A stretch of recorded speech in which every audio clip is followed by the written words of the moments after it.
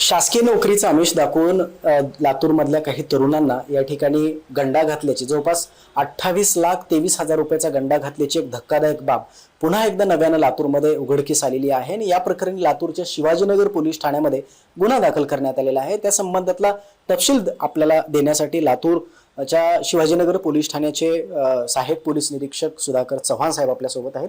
साहेब, हा जो फसवणुकीचा जो गुन्हा आहे तो आपल्याकडे रेकॉर्ड झालेला आहे। काय नेमका या गुन्ह्याचा सगळा तपशील आहे, कसा घटनाक्रम आहे?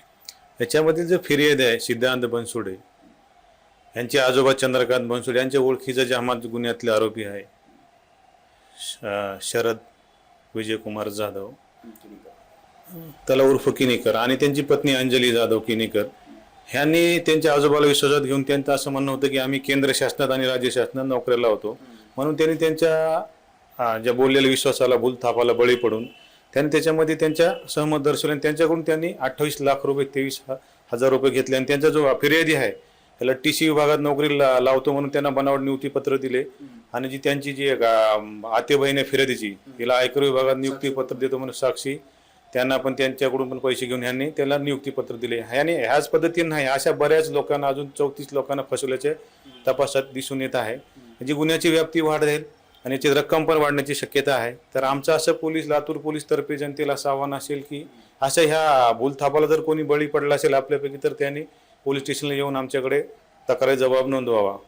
याच्यामध्ये 2 आरोपी आहेत, त्यातला एक आरोपी जो शरद जाधव किनीकर आहे तो आता सध्या तुमच्या ताब्यात आहे, त्याला कधीपर्यंतची PCR मिळालेली आहे आणि दुसरा आरोपी कधी मिळेल? शरद जाधव यांना 31 तारखेला आम्ही अटक केली, 5 तारखेपर्यंत त्याला PCR मिळालेला आहे। जे दुसरा आरोपी अद्यापर्यंत त्याचा तपास चालू आहे आणि बाकीचे आरोपीचे निष्पन्न होतील असं तपासात पुढे दिसून येत आहे।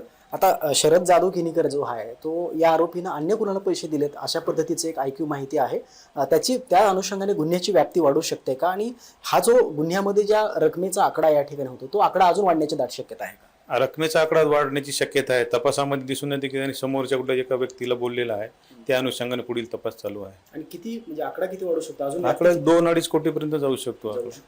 याची मोठी व्याप्ती आहे। यानिमित्त लातूरकरांना तुम्ही काय आवाहन करणार? लातूरकरांना आम्ही असेच आवाहन करणार की असे कोणी अशा भामट्याच्या कोणी भूलथापाला बळी पडू नये आणि जो कोणी बळी पडला असेल तर त्यांनी शिवाजीनगर पोलीस स्टेशनला येऊन आमच्याकडे तक्रार द्यावी।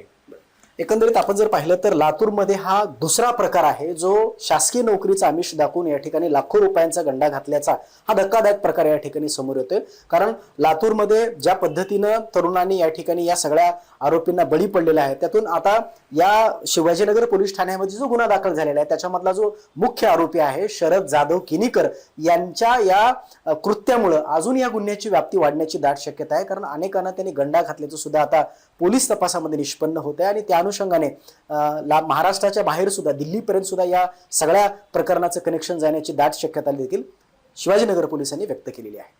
अजय घोडके, जय महाराष्ट्र न्यूज, लातूर।